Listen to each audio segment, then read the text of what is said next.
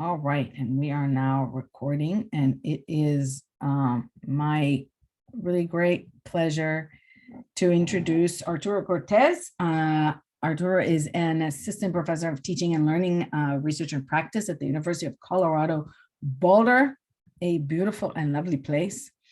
His work explores how teachers collectively design for transformative and humanizing learning environments that leverage the everyday cultural practices of non-dominant youth in urban settings. In his work with novice teachers, he intentionally designs for equity to understand the learning processes that emerge as teachers learn how to break away from dominant forms of schooling, opening up opportunities for new relationships between teachers, students, school administration, and community members. His most recent work has been published in the Review of Research Education, Mind, Culture, and Activity. Arturo Cortez's early commitments to amplifying the everyday practices of youth were jointly honed and developed while he was a middle school teacher in East Palo Alto and a high school teacher in San Francisco. So firsthand experiences working with students. He has a PhD from University of California, Berkeley, and a master's in education policy from Harvard Graduate School of Education. He is a co-editor of Mind, Culture, and Activity, and co-chair of Cultural Historical Research Special Interest Group of AERA. And we are super excited to have him here today talking about his wonderful work with youth and community. And without further ado, I want us to give a warm welcome, and I'm going to turn it over to you. Thank you for being here, and just let me know when you want me to pause. Okay, thank you so much, Dr. Duncan, for that wonderful introduction. I want to make sure I'm getting situated here. And there we go. Okay, should be able to see the presentation. Yes, thank you for the thumbs up. Appreciate that. So, buenos días, buenas tardes. I want to thank you again for that introduction, Dr. Duncan, and I want to especially thank Dr. Nicole Mira and you, Dr. Duncan, for the invitation to the learning sciences community here at Rutgers. Before we begin, I want to acknowledge the work of some of my Indigenous colleagues, such as Dr. Jessica Hernandez, for asking us to reconsider the role of land acknowledgements. This summer, I was called in to think about the work of land acknowledgements and in what way they inspire direct action and possibility. As a learning scientist, I approached land acknowledgements as a tool that might inspire collective learning and transformation as we reimagine our relationship to land, history, our more than human siblings, and indigeneity. In this regard, I invite us to think about what we can do to actively support the indigenous people upon whose lands we settle. Here in Boulder, I'm on the settled land of the Ute, Cheyenne, and the Arapaho. Following the invitation of our indigenous colleagues to move beyond acknowledgement, to identifying ways to engage in direct action, I want to be transparent that I'm investigating ways to donate time and resources to the causes of the Ute, Cheyenne, and Arapaho people, and to support businesses of these communities. I'm also learning more about the ways that these communities are sustaining their ways of life and how I can move out of the way. Of course, this is an ongoing work in progress, and I invite us to continue to do the work of desettling. What direct action can you speculate and act upon in the near future? I'd be happy to share the thread of the Twitter that Dr. Hernandez recently shared if anyone would like. Please message me later. So in this first talk of the academic year for me, I'm doing a lot of new things. First, I will be presenting some preliminary findings about a new project called the Lit Lab. I've only really given presentations that have fully fleshed out findings, but I'm really excited to share this work in progress with you. I'm even more thrilled to introduce you to the newly established Learning to Transform Video Gaming Lab, which is a social design-based experiment to help build models for equity-centered educator and student learning through the design of deeper relationships between in-school and out-of-school educational environments. Lastly, my talk will largely focus on the possibilities of learning and the everyday cultural practices of video gaming. I'll address why this is important shortly, but as we move forward, I'd like us to talk about video gaming in our society. And I want to make a special plug. If you want to tweet at me, here is my handle. So video gaming has a special place in the public's imagination. As we've seen over the past few decades, video games have been linked to school shootings and addiction, and are even identified as the cause for friction in some families. Parents, I imagine even some on this call, battle with young people daily, if not hourly, over screen time.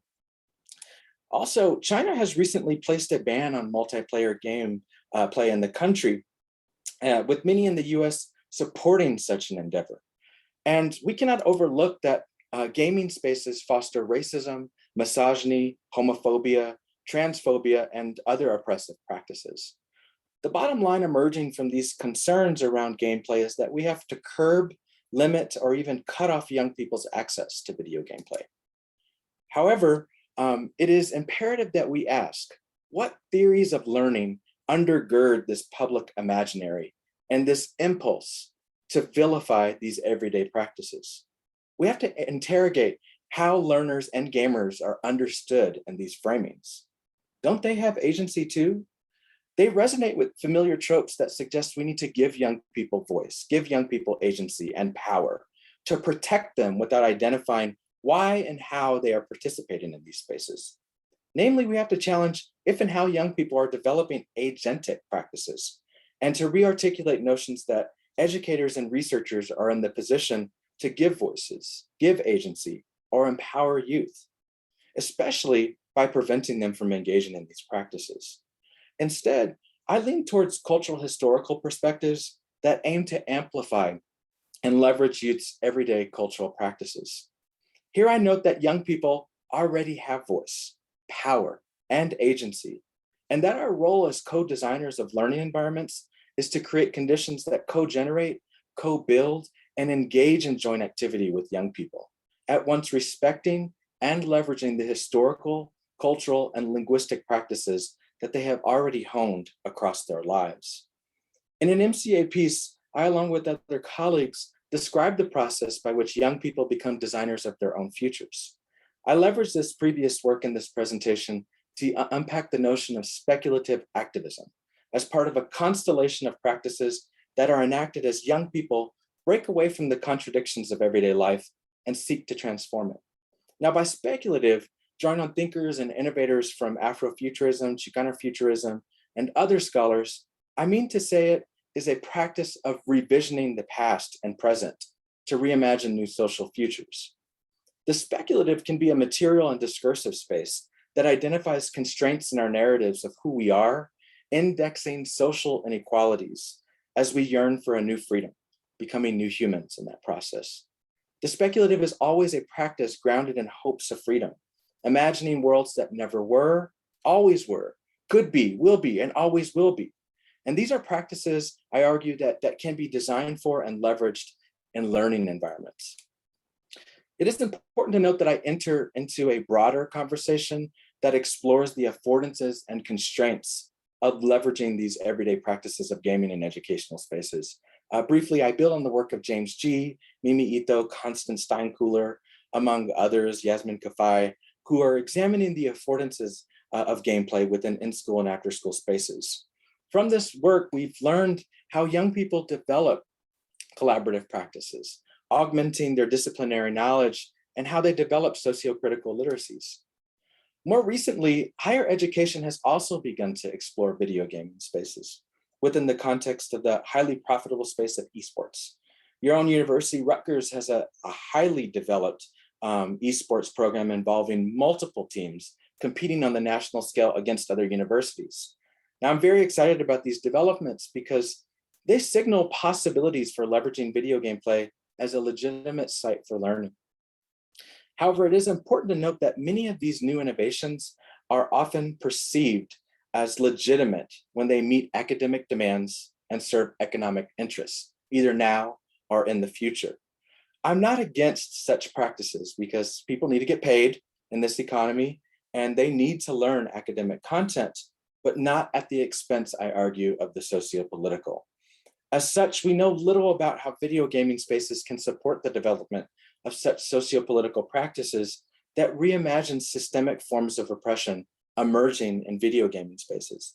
This is especially pertinent given the backlash against critical race theory that is currently sweeping our country.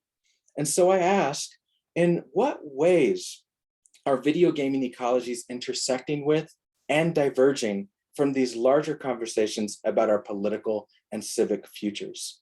Building on colleagues like Drs. Nicole Mira and Arturo Garcia, I ask us to consider how we can help young people and educators learn how to develop and expand the repertoire of already forming speculative civic literacies.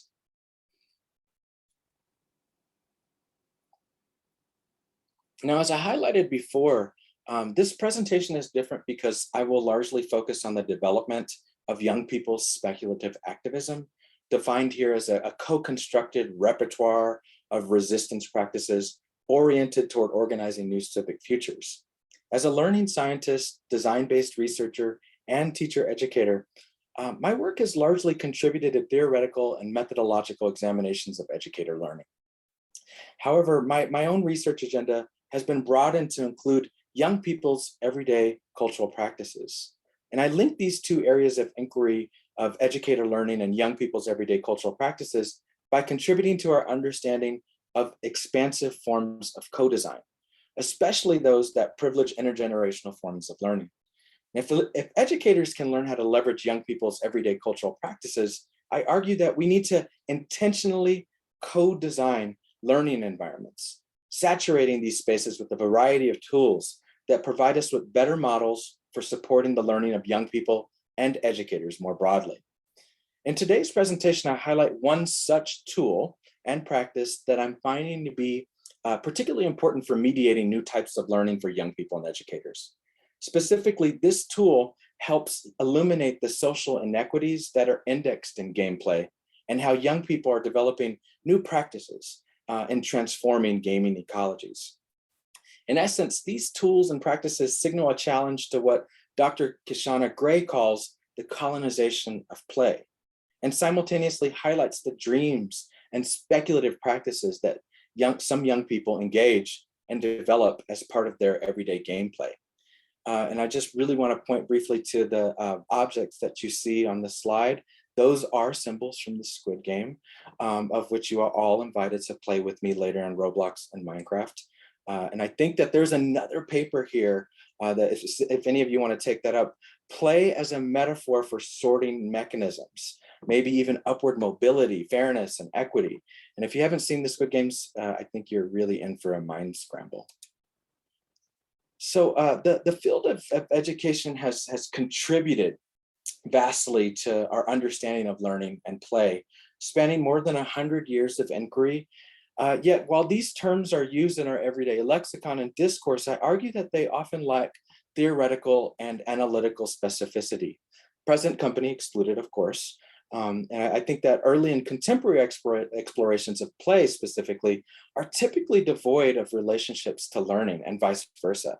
So play theorists, Huizinga and Kaiwa, have defined play as not serious, unproductive, and separate from reality.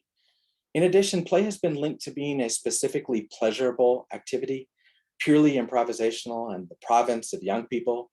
Now, these notions perhaps signal why play is not intentionally designed for in learning environments, especially given the reigning discourses within schooling environments of effectiveness and economic productivity. In addition, I think that we lack theoretical and methodological specificity for examining the interrelationship between play and learning. But I think Vygotsky gives us some tools to play with here. He argued that play emerges to realize unrealizable desires. In other words, play emerges when we face constraints in our everyday lives. Vygotsky argues that we engage in play to imagine our way out of our current circumstances, where we leverage our imagination to push against the rules, that is the societal norms, to imagine new tools, new practices that will serve us in our everyday lives. In this regard, play is always rule-based, indexing society's values that can be transformed when we meet them in our everyday lives. As we leverage the imagination, I point to how speculative practices are an inherent feature to this notion of play. In this regard, play is radical, in part because it's potentially disruptive of societal constraints, leading to the development, I argue, of fugitive and emancipatory practices and spaces. Of course, it's important not to romanticize play, or even suggest that all play is generative in these ways. However, the kind of gameplay that I'm interested in examining is that which results in transformation for learners and ecologies. To this end, I employ a heuristic that looks at how speculative activism can help us understand the process of ecological transformation. This study is animated by the framework of transformative agency, which has its roots in cultural historical activity theory. Transformative agency has an explicit focus on learning that expands from individual initiatives toward collective forms of activity. Now, given my interest in intentionally designing for equity, this framework helps me foreground the learning processes that emerge as people learn how to break away from oppressive practices and imagine new futures collectively. Therefore, transformative agency foregrounds how people respond to contradictions emerging in their everyday activity. I think you can start to see the linkages between Vygotsky's theorization of play here. The bottom line here is that constraints foster learning. In addition, this theory orients how I study the evolution of young people's collective agentic stances. Now, this challenges dominant understandings of agency as necessarily rooted in the individual. And I think that these are notions that are frequently centralized in our work implicitly, and especially in most examinations, how young people learn or develop agency. It is in this space of figuring out how to contend with uncertain futures that young people are involved in transformative agency, which Verkunen defines as, quote, breaking away from a given frame of action and taking the initiative to transform it, end quote. I want to take a special note to mention that breaking away, that is transforming ecologies, bears resemblance to how doctors Ruha Benjamin and Tiara Tanksley define and theorize abolition. Breaking away, like abolitionist practices, is not a process of slashing and burning. It's a process of creating new practices and tools that are rooted in a desire for justice, freedom, and equity. I will be using the following, what we have come to call Indicia, for becoming a historical actor, to illustrate a process of transformative learning. I will outline this cycle of expansive learning that myself and colleagues have written about in Mind, Culture, and Activity in an article entitled Youth as Historical Actors in the Production of Possible Futures. The citation is in the bottom right there. So the first indicia of historical action is where a problem or dilemma is presented as a double bind. It is a conflict, something that is felt, experienced, and in some cases made visible. Often this can be an instance where a tool and or a practice that we have at hand may be inadequate for resolving a given dilemma. It is where a conflict of motives is experienced, often presenting multiple choices that are unsatisfactory. Second, there is a breach of the status quo, or how we are expected to engage with each other, or even what we are expected to do at a given moment. Breaches may challenge normative practices and borders, and of course, our commonly held beliefs and our ongoing narrative as people and society. Third, learners engage in cycles of experimentation over time. The cycles of experimentation are where they play with new ways of doing things or using tools in ways that are not expected. Here, new tools and practices emerge to respond to everyday dilemmas and double binds. Finally, the goal of activity is expanded, which means that the purpose of activity changes in ways that feel more meaningful to learners. And I promise these indicia will become a lot more, we'll open them up a little bit further as we look at some of the data in just a second. Now, it's important to note that multiple cycles can occur within a designed learning space, and that the cycle is iterative. And while this is generally how I've observed the cycle proceed in my work with gamers, it's not linear.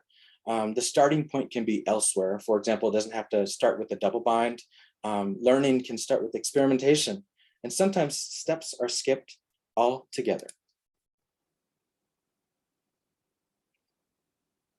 So my work is explicitly about designing for equity and justice, as I've mentioned before, especially in the enterprise of examining how learners engage in speculative activism. That is imaginings of futures that are free from oppressive practices of our present social conditions.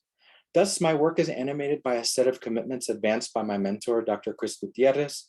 As a social design-based experiment, this study that I'm talking about today, I engage in co-design with learners in order for them to engage in active reflection of their history of engagement with tools and practices in order to organize for new futures or prolepsis. Central to this type of work is a commitment to equity, diversity, and multi-voicedness. Of particular relevance to speculative action, SDBE's social design-based experiments support the transformation of arrangements, participation structures, and tools in service of re-mediating systems that may reify inequity.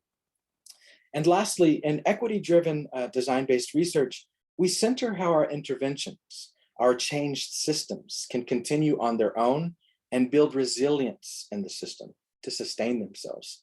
Pardon me. Again, the SDB research design aligns strongly with explorations of the speculative, as it offers commitments and principles in order to organize toward new possible futures that are just beyond the horizon of what may seem possible at this moment.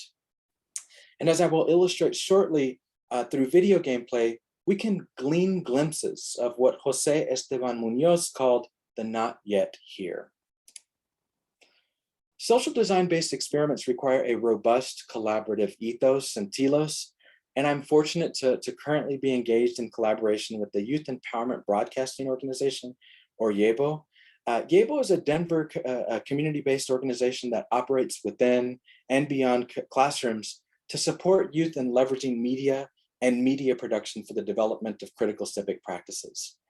The partnership between YEBO and CU involves the intentional design of a learning environment that aims to facilitate collaboration between high school students, CU Boulder undergrads, in-service teachers, and community members.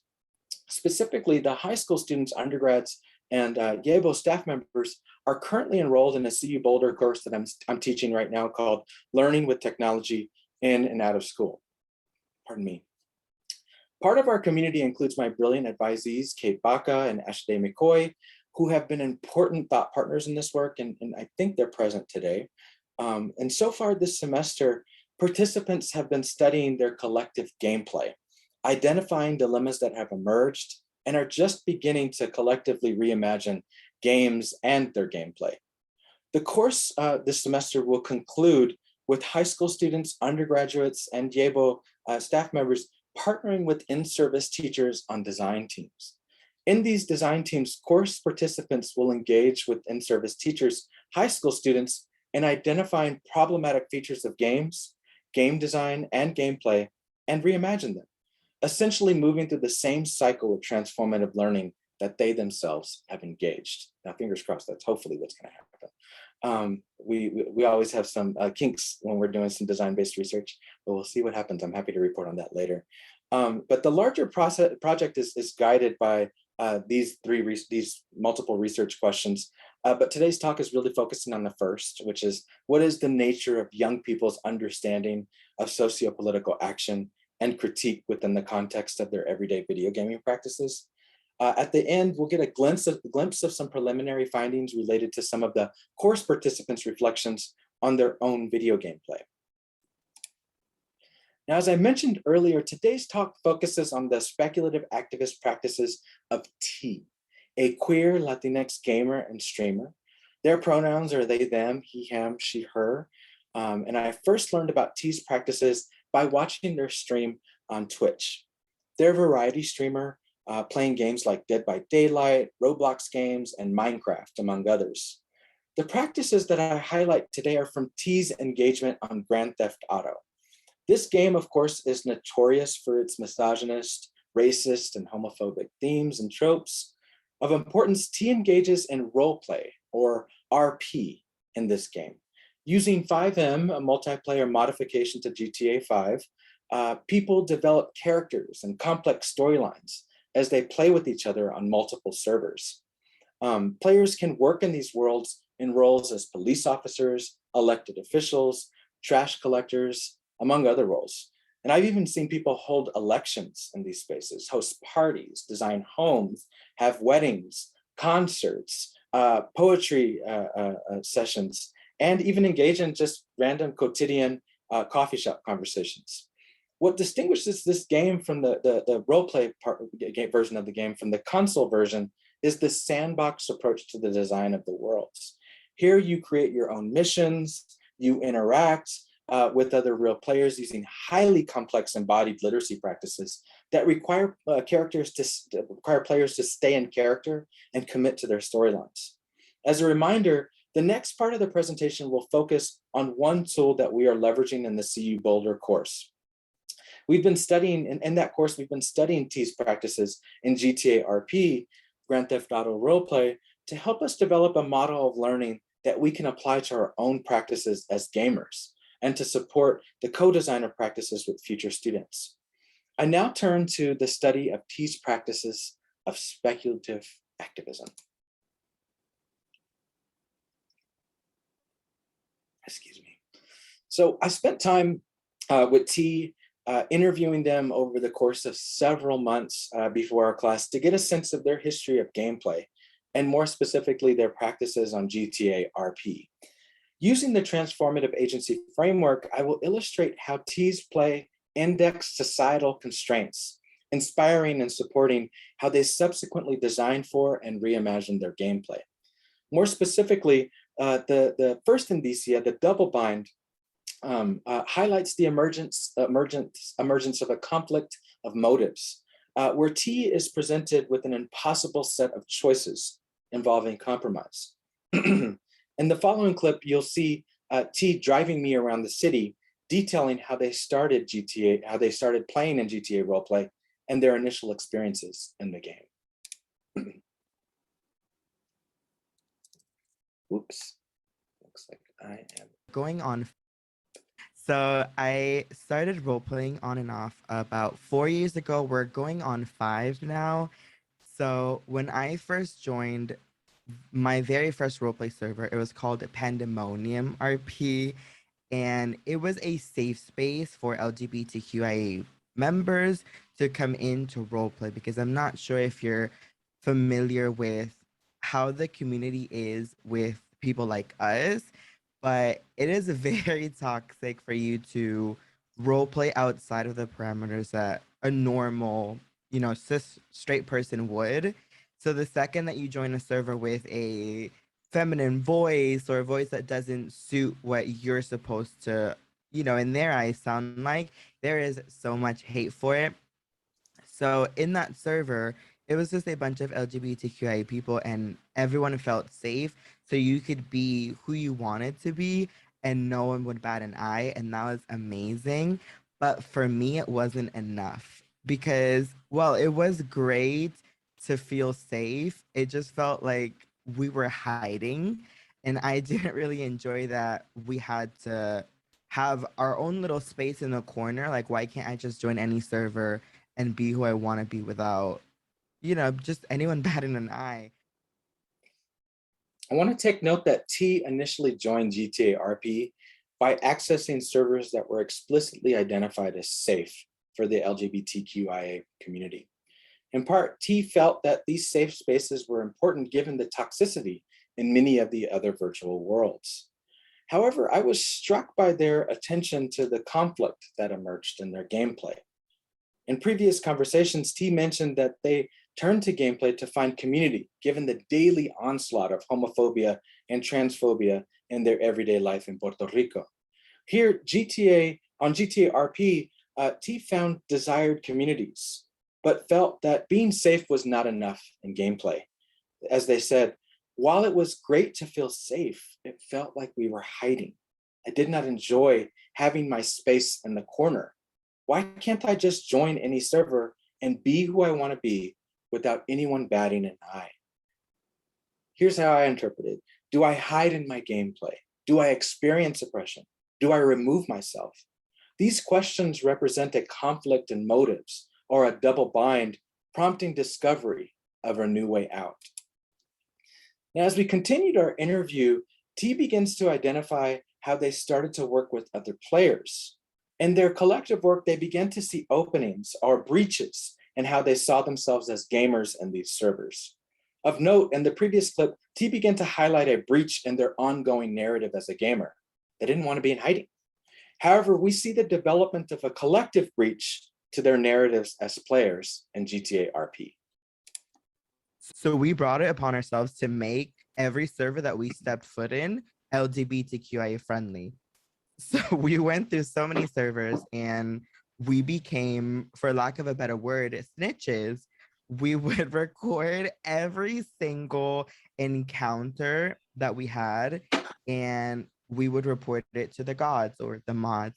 So any slur that you would call me, any bad word that you could think of, I had to record it and I was praying the second it came out of your mouth, because while we can't exactly fight homophobia or transphobia in servers, because most of them don't actually have that in their rules, which is the worst part. Like, they really don't care if you're homophobic or transphobic. But at the end of the day, this is still a roleplay server. And my character is, by all definition, a woman. So you calling me transphobic things is you blurring your character with your real life, opinions. So you are failing to comply with the role play. So that's kind of how we got like through that. So you were like, okay, you're gonna be transphobic and homophobic, we're gonna get you banned. So we found that little like crack in the code. And then after we get the first person ban, Doctor, we were like, oh my God, our power. Like, it just felt so good. So we just went to every server we stepped foot in. We just made that our thing. And it felt so good. So it was like each person that got banned was one step closer to being or feeling a little safer. I'd really like to point to the development of the practice of snitching. It's defined as, quote, when someone rats out a person or a group to the police for their own benefit or gained, end quote. And that's from the Urban Dictionary. But I'm not going to disagree with T. Maybe perhaps they have a different definition. But I think what T is describing is more expansive than snitching. I think T is engaging in this practice for the benefit of a larger group of people, not just themselves, but they're bending this practice toward the arc of justice. And they're making visible oppressive practices that seemingly fall outside the parameters of the rules. Now, this involved using recordings of streams, or in the parlance of roleplay, body cam footage, and sharing these homophobic and transphobic encounters with the gods, that is the enforcers and arbiters of the rules of the server. Now, most of the GTA servers are worlds, as T mentioned, there are no explicit rules against homophobia or transphobia. But T and their colleagues began to challenge the status quo by repurposing the rules of gameplay, excuse me, and to hold people accountable when they engage in these oppressive practices. When characters engage in transphobic and homophobic practices, as T mentioned, they are blurring their character with their IRL or in real life persona, also known as fail RP. Now, fail RP is a big no-no in roleplay communities. You have to commit to your character and commit to your storylines. Now, here I note that T began to see, as they mentioned, cracks in the code that would allow for these new possibilities in challenging systemic oppression. These practices highlight the tension of living in a virtual world where oppression can be seen, felt, and experienced, but more importantly, when new worlds are in the process of becoming. Ultimately, these tensions are potentially resolvable when new practices and tools are created. So once once cracks in the code, are made visible, T and their fellow players begin to experiment with other practices that might help protect them from the onslaught of homophobia and transphobia in these GTA servers. In this clip, we see T as they are collecting entrance fees to a party at a club that they own. This game was simultaneously broadcast on Twitch, on the Twitch streaming platform with an audience of about 30.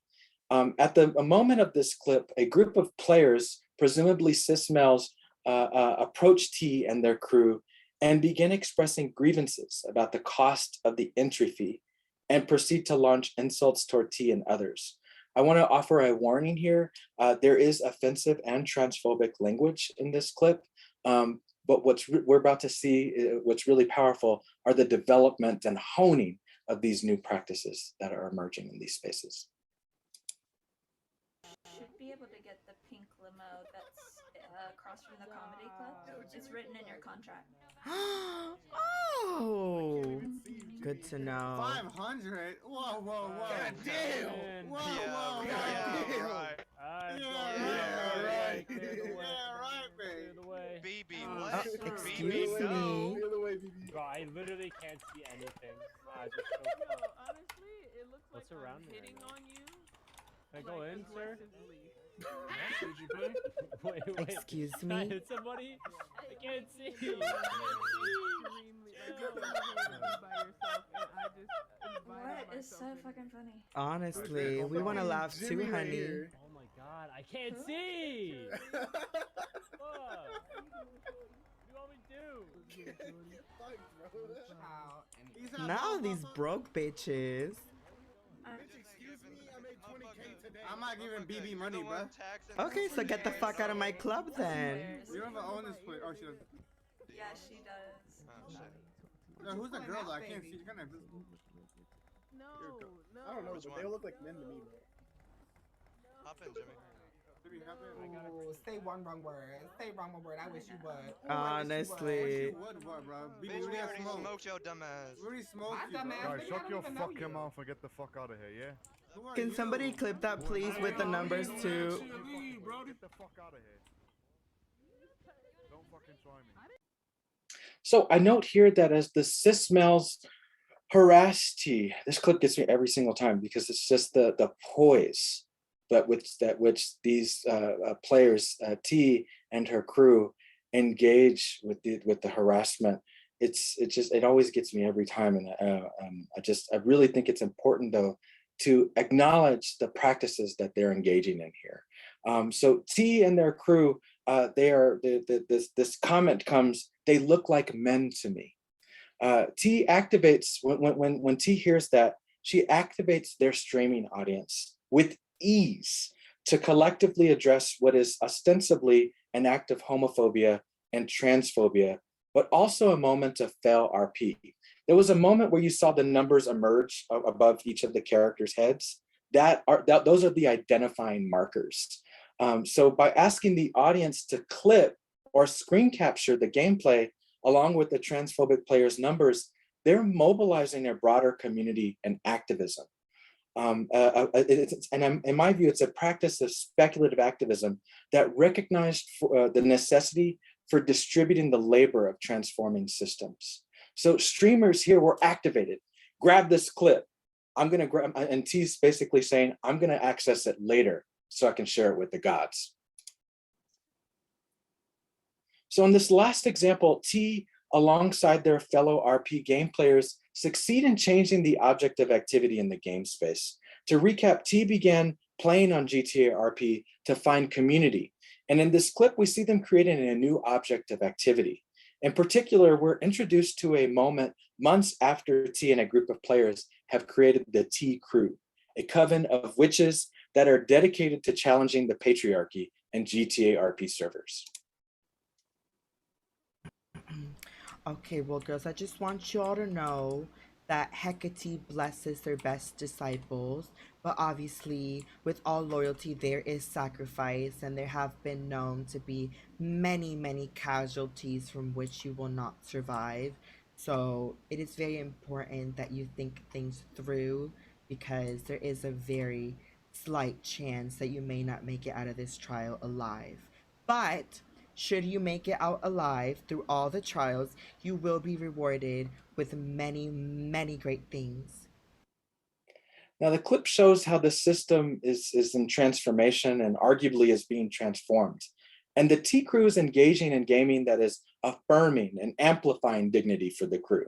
There is a centering of joy and peace while doing Wiccan ceremonies in the gaming space.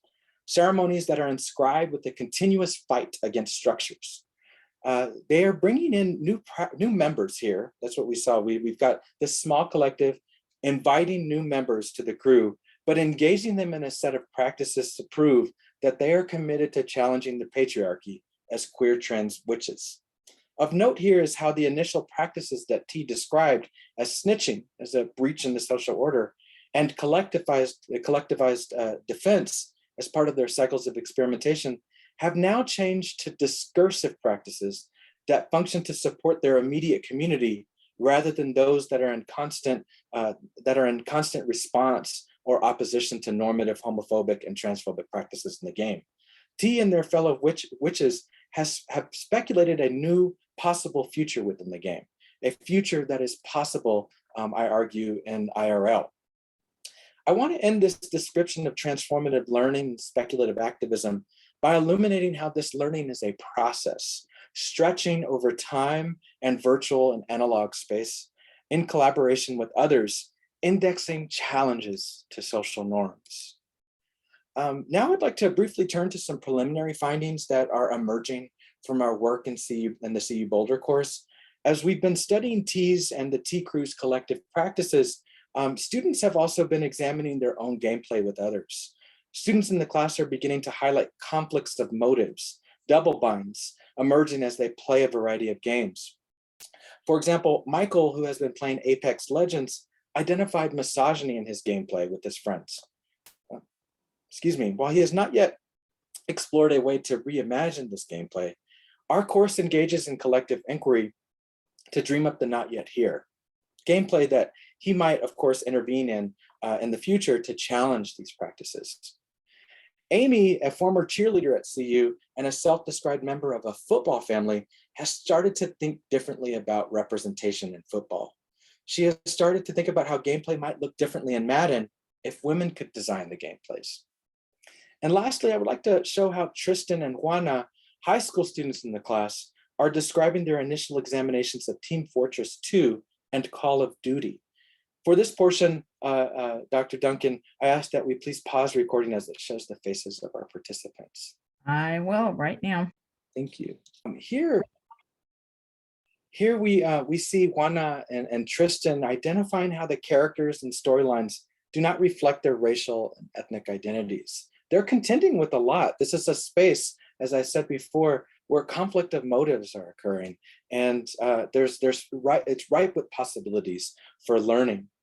In addition, I want to note how we are engaging in collective inquiry around our reflections. If you notice the tool that we were looking at, we saw how members of the community in our class had seen the video, were commenting on different features.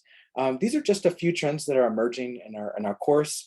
But I also want to showcase how the high school students were bringing in new tools as well, like podcasting, to showcase their collective reflection on their gameplay.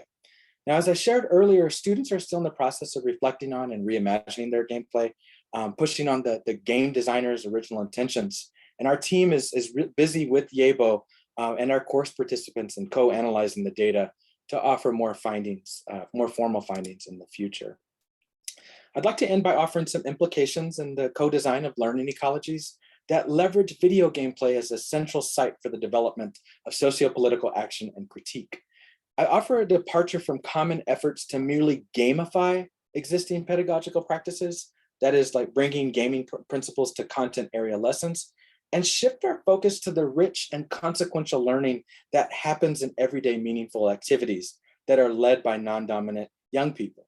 There is so much potential for building with educators and adults in these gaming spaces that really emerge when we start to trouble the generational divides that are present in our community and society. This work causes us to think about how young people and adults can learn how to share their expertise with one another, And I think technology demands that we lean into this, especially in video gaming environments. Now, in spite of the preponderance of deficit discourses around video game play and technological use more broadly, our work has implications for how we design dignity-conferring learning environments that privilege play. Following Vygotsky, play is not solely defined as a pleasure-seeking activity. It is more about learning how to overcome the constraints of everyday life.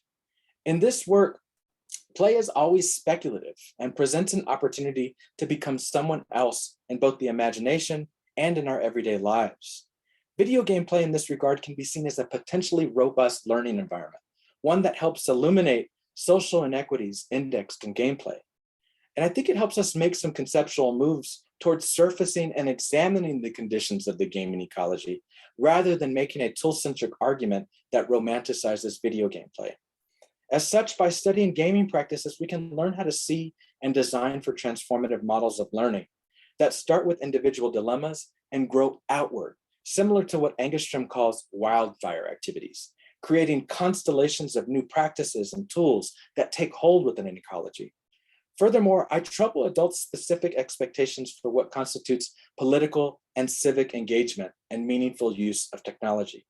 While I do not claim that all video game play is marked by the speculative activism represented in this presentation, I do believe that through play, young people have the potential of becoming a head taller, new citizens, new players, hackers, code breakers, abolitionists, as they leverage technology toward new ends. I'd like to end my talk by acknowledging the support of this research by the George Lucas Educational Foundation, the National Science Foundation, CU Boulder School of Education, and the CU Boulder Office of Outreach and Engagement. I also want to thank my partner in love and intellect, Dr. Jose Lizarraga, who was extremely helpful in articulating and thinking about these ideas, and who made the design of the Lit Lab that you see in the right there. I look forward to your questions and comments, and please stay in touch with me on Twitter, especially if you want to play video games. Gracias. Thank you. That was amazing. I am not a game player, but I have a 17-year-old who does, and the constant bickering about that, but I feel a little better now. So thank you. Let's give a warm thank you to Dr. Cortez. That has been amazing. And then I'm going to open it up for questions from everyone. Thank you. That was really incredible. Thank you very much. So questions.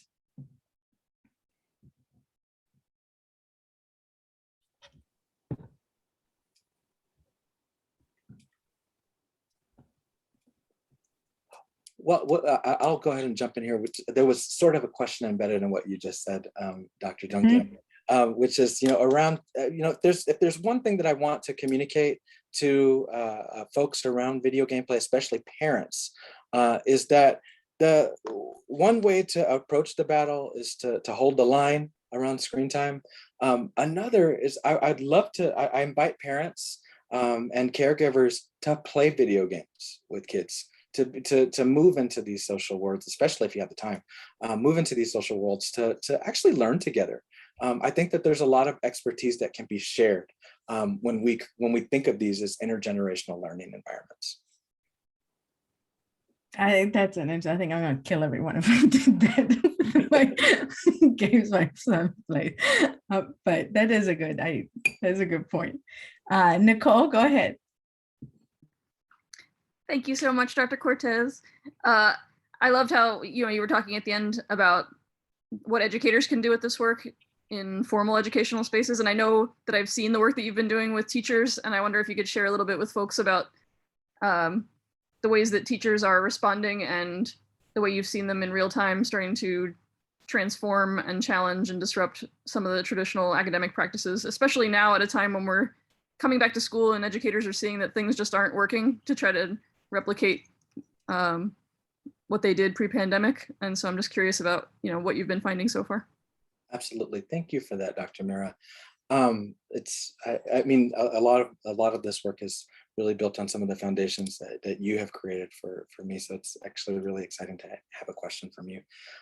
So I think that one of the things that emerges when it comes to working with teachers is that teachers need to have an opportunity to play and play with each other, play with young people, that give them an opportunity to kind of sit back and recognize that the expertise doesn't always have to flow from them. And so one thing that I've been learning in the design of these environments with teachers in particular is that in disrupting these traditional practices, like leveraging young people's valued resources and valued practices, teachers need to learn how to sit back. So one thing that we're exploring in our current class is what happens when you don't know how to play video games. A lot of times teachers come to my class and they say, games are worthless, right? Why would I engage in that practice with kids?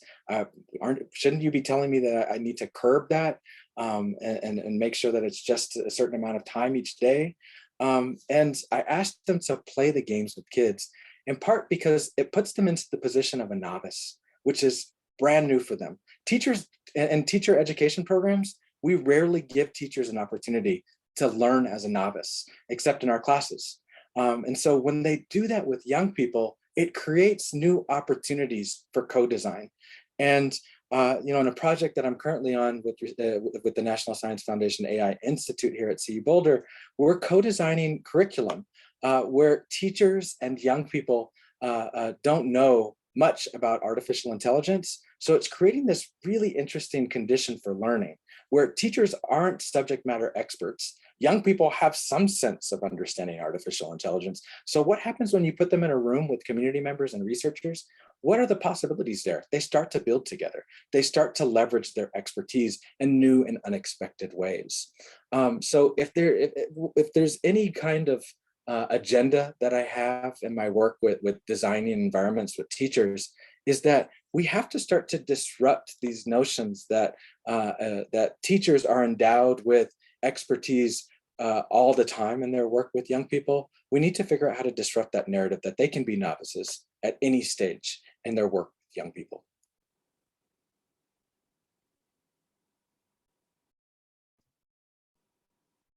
Drew, go ahead. Sure. Hi. Oh, go ahead. Okay. Thank you so much. This is really fascinating. So one question I had, and I'm not a gamer, and actually have even had my kids outgrow that. You came along after that, so I'm old. But one of the questions I had was one of the concerns, I think, and it's not just gaming, but it's a lot of social media, is the anonymity of the enterprise, which allows people to engage in toxic kinds of things, right? And it seems like what you're doing is not only changing the kinds of context, the problems inside the gaming context, but you're also breaking down that anonymity, right? When teachers are working with these kids, and so there's a sort of a social responsibility that that doesn't exist in a lot of these contexts. Anyway, I just was so that's stuff that's just going in my head, and I was just wondering how you kind of think about those sorts of issues. Thank you so much, Dr. Gittemir. I respectfully would challenge that you're not a gamer. I think we're all gamers. I think we all play. I mean, just think about like what conversation used to look like at the bar. That is a form of adult play, a form of an adult engagement in games. I think you're hinting at something really interesting when it comes to anonymity, that really shields a lot of the practices of people who are engaged in these, homophobic, transphobic, racist, misogynist practices that we see in these gaming environments. But what I think is really powerful, at least what we saw in the third video clip, is that we're piercing that veil. There are opportunities where young people are learning how to disrupt and create new opportunities for revealing who these people are. I'm really, really excited about how young people are developing new practices that really are disrupting these shields, I would call them, these veils that people are engaged in, that allow for them to perpetuate oppression in these spaces. So thank you for that. Thanks. Megumi had a really great question in the chat. I don't know, Megumi, if you want to just say it. Sure. Yeah. I don't know if I cut someone off. I think someone else was going to speak right before Drew. Are you sure? Okay. I'll jump in next. Okay. Okay. Thank you. Yeah. So I just wanted to say thank you so much, first of all. I found the choice of, I think it was GTA, right? Really interesting. I think particularly because that game itself has its own kind of culture and like certain kinds of, or at least things that I attribute to it. And I also really like the way that T used the specific language of like the rules of that game for their activism. I'm curious if like along those lines you found certain conditions for certain games or certain things like about the way the game itself is structured that enable speculative activism or maybe perhaps hinder it. And also I'm sort of curious about like if I'm thinking of the lens of perhaps teaching like someone who's teaching like a game coding course, like how do you sort of encourage students to kind of consider or like create structures to allow for speculative activism? Thank you so much. Megumi? Thank you so much for that question. It's a fun question. So, you know, in a lot of ways, I chose GTA intentionally because of its notorious past. And I love that. For me, it's thought of like, I remember when I first got introduced to it, we had a friend staying at our house and he brought his PlayStation with him. And I remember watching him play it and I was like, oh my God, this is really powerful. But he said, you want to play? And he put the controller in my hand and I felt this like tinge of electricity. I'm like, I can't play GTA. It's one of these games that's going to corrupt my mind. Even I held that discourse. But there is something really powerful about GTA RP that allows for a lot of agency, freedom of choice, you know, freedom of moving past the original game designer's intentions. But I also have seen people play, not in the RP, but also in the online version of the game that is highly structured by the games designers, engage in forms of speculative activism as well. In previous talks, I've showcased some of the work of an international group of young people who've staged protests in GTA, and they did that last summer at the rise of the social rebellions. And there are so many different other protests that have occurred across games that there's a piece that's coming out hopefully very soon in the journal, Future Studies, written by myself and Ashade McCoy, my advisee, and Jose Lizarraga, where we document some of those practices also in the Sims. So I think that, you know, there are these highly structured games, perhaps like Call of Duty, or those can be compared to like more of these sandbox games like Minecraft and GTA RP that allow for some flexibility.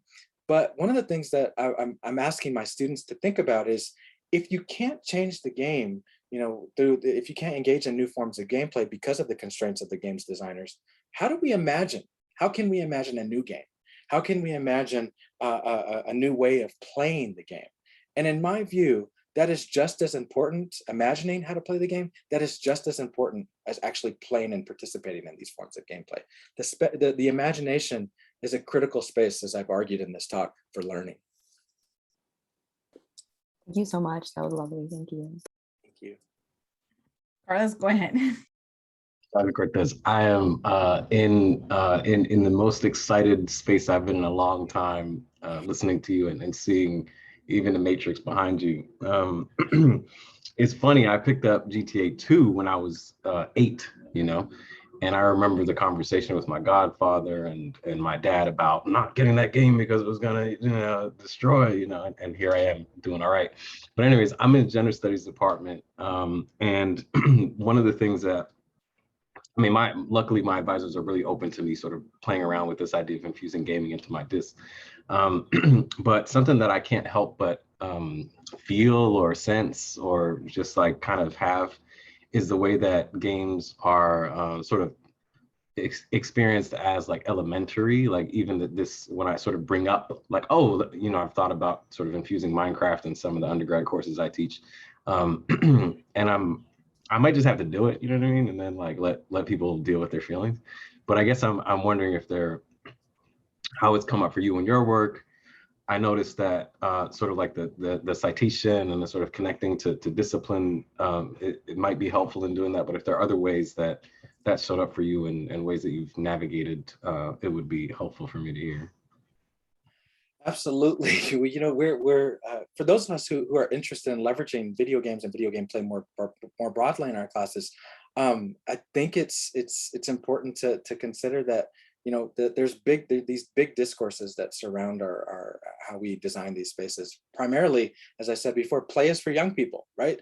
Even Dr. Kittimer said he's not a gamer. I think that it's important. I'm not trying to put you on the spot, Dr. Kittimer, but I think that we often think about play and games as just for the younger kids. That it's a leisurely activity. It's unproductive, right? But the one way that we can find a way to get it in is if we can say, hey, it's connected to disciplinary knowledge. Hey, there's this new cottage industry that's the multi-billion-dollar industry that we have to prepare our kids for. And I'm cool with connecting it to that. But the question for me is, in what ways do we try to figure out how to center the socio-political in our explorations? And once we start moving in that direction, that actually becomes a lot more dicey than even thinking about games in and of itself. Because once we start thinking about these as potentially revolutionary spaces, people get kind of scared. And that feels, I want to keep picking at that, because that's an important itch that we need to continue scratching. Thank you. We're out of time, unfortunately, even though I think this could certainly go on. Some great question, a wonderful talk. I want us all to thank Dr. Cortez again. Truly amazing talk. I'm gonna stop recording